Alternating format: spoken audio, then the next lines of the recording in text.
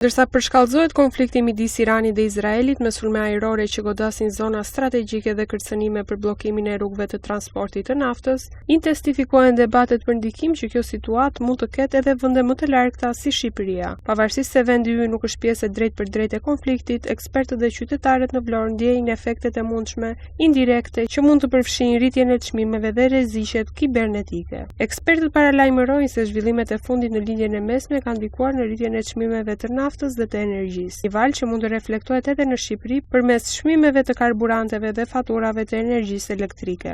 Shqetësim ngre dhe fakti që në të kaluarën janë regjistruar sulme kibernetike të lidhura me Iranin të drejtuara ndaj institucioneve shqiptare. Për qytetarët e Vlorës, rreziku i një lufte që prek drejt për drejt Shqipërinë nuk është real, por një zëri ata shprehen të shqetësuar për ndikimet indirekte që kjo përplasje mund të ketë në jetën e përditshme. Irani me Isanin dëgjojmë që Irani me ato Izraeli qëlloj me njëri tjetrin që na duhet politika, neve kemi politikën tonë më i bi. E ka goditur, mirë janë shtetë. Ata, dëgjoj, ata janë. Po të jeshë të rezikuar, po si e për Putin se do të qëndroj, bombën atomike a i të shuaj dunjan, po a i do shuhet për vete njerë. Po se leo Amerika. Po dihet, lufta rrezik ka, kudo. Po për sa i përket çmimeve, a do të Po çmimet nuk diskutohet, do ngrihet, se po bllokuan ato nga lufta, do ngrihen çmimet. Po na vjen keq është për theu, frika është, lajmet i dëgjojmë, nuk besoj, është larg Amerika me Shqipërinë, nuk besoj.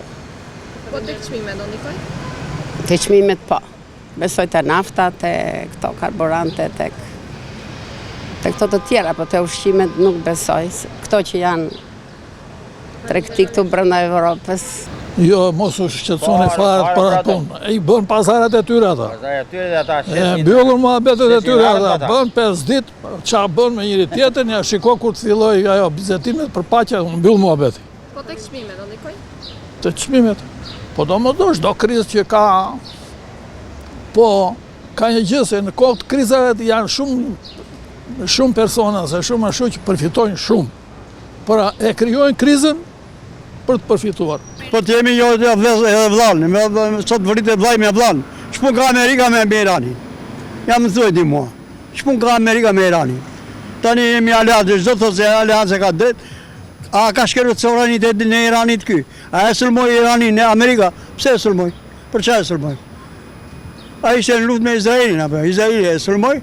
Pse do të themi jemi aleatë, jam drejt atij as kemi aleatë. Ja, Po Shqipëria mendon se do rrezikojë nga kjo luftë? Po rrezikuan e sfel gomazve, bashkë me Diramën. Edhe po rrezikua. Mos fut bazat amerikane këtu në Shqipëri. Pse si futet edhe në veri bazat amerikane? Pse si futet?